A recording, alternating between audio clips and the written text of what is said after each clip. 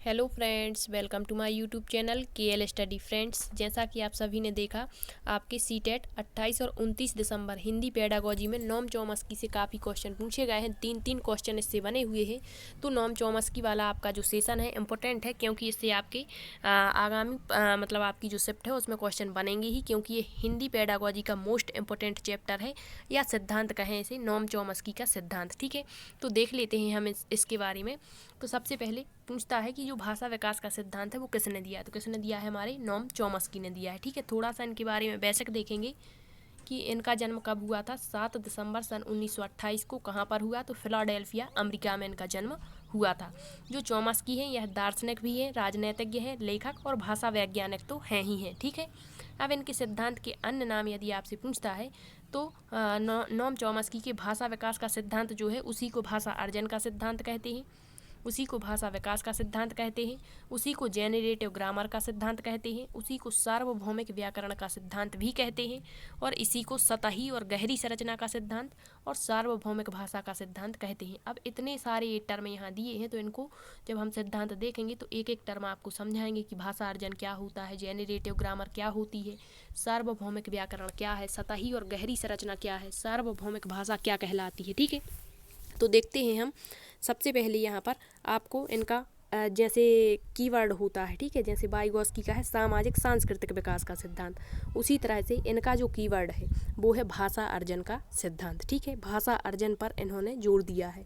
तो चॉम्स्की महोदय ने कहा है कि भाषा अर्जन जन्मजात होता है, अर्थात बालक में भाषा सीखने की क्षमता जन्मजात होती है। तो यहाँ गौर करना आप, भाषा अर्जन जन्मजात होता है, ना कि भाषा जन्मजात होती है। यदि ऐसा कह दें कि कौन सा कथन सत्य है तो भाषा अर्जन जन्मजात होता है, ये सत्य है। यदि ऐसा कहीं दिया है कि भाषा जन्मजात है तो ये बिल्कुल गलत है, क्योंकि भाषा जन्मजात नहीं होती, भाषा अर्जन जन्मजात होता है। और ये बात किसकी है? नॉम चॉम्स्की की। ठीक है, अब देखते हैं। चॉम्स्की के अनुसार बालक में भाषा ग्रहण करने की जन्मजात प्रवृत्ति होती है, जिसे ही इन्होंने भाषा अर्जन यंत्र कहा। मतलब उसमें कोई अलग से ऐसा बाहरी तत्व प्रवेश नहीं कराया जाता कि वो भाषा ग्रहण करने लगे, नहीं, क्योंकि उसमें भाषा ग्रहण करने की प्रवृत्ति जन्मजात ही होती है। और इसी को नॉम चॉम्स्की महोदय ने भाषा अर्जन यंत्र, जिसे इंग्लिश में LAD, इसका फुल फॉर्म यदि आपसे पूछता है तो लैंग्वेज एक्वाजिशन डिवाइस होता है, इसके नाम से जाना जाता है। तो पूछ सकते हैं कि LAD का फुल फॉर्म क्या है, या जो LAD टर्म है ये किसने दिया है, भाषा अर्जन यंत्र से संबंधित कौन से मनोवैज्ञानिक हैं? तो याद रखना नॉम चॉम्स्की। ठीक, अब जो LAD का संक्रमण काल होता है, एक बार पूछा गया था सीटेट में, तो इसका जो संक्रमण काल है वो जन्म से 5 वर्ष तक का होता है। अब नॉम चॉम्स्की का मानना होता है कि बालक जिस भाषा को सुनते हैं, मतलब जो अनुकरण करते हैं, उसकी वो व्याकरण अपने आप सीख जाते हैं, उसे सिखाई नहीं जाती।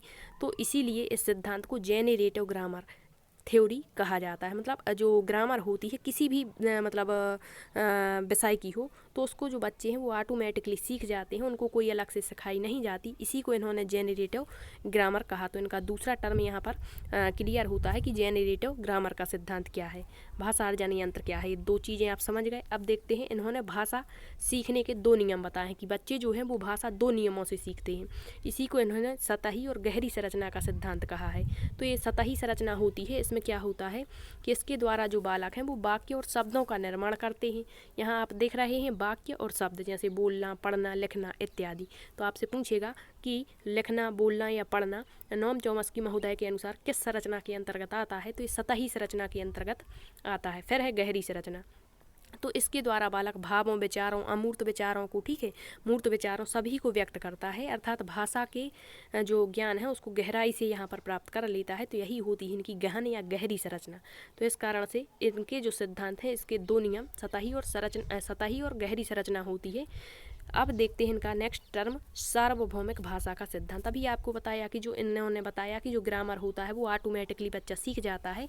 तो इनका मानना था कि प्रत्येक मानव शिशु में व्याकरण की संरचनाओं का एक अंतर्निहित एवं जन्मजात खाका होता है। मतलब जिस तरह से जीन पियाजे के अनुसार समावेशन और समायोजन होता है, मतलब जो स्कीमा होता है ज्ञान के पैकेट्स जीन पियाजे के अनुसार, उसी के अनुसार मतलब जो नॉम चॉम्स्की है उन्हीं पर डिपेंडेंट होकर, मतलब इस तरीके से इन्होंने क्या बताया कि व्याकरण की संरचनाओं का मनुष्य में क्या होता है, जन्मजात एक खांचा होता है। और जब भी हम किसी वातावरण की बाहरी वस्तुओं को देखते हैं तो हमें जो हमारा खाका है, मतलब पहले से बना हुआ जो संरचना है वो हमें आउटपुट देती है और हम तुरंत ही उस वस्तु को समझ जाते हैं और उसके ग्रामर को भी समझ लेते हैं। तो इसी को इन्होंने सार्वभौमिक भाषा का सिद्धांत कहा है। चॉम्स्की ने कहा है कि भाषा विकास शारीरिक परिपक्वता की तरह, जिस तरह से हमारे शरीर की लंबाई, ऊंचाई, चौड़ाई आदि बढ़ती है, उसी तरह से इन्होंने भाषा विकास के बारे में कहा है कि भाषा विकास शारीरिक परिपक्वता की तरह है और यदि हम इसके उपयुक्त देखभाल करते हैं तो बच्चों में यह स्वतः ही विकसित हो जाता है। देश जिस किसी भी भाषा को सुनते हैं, यहाँ होगा बच्चे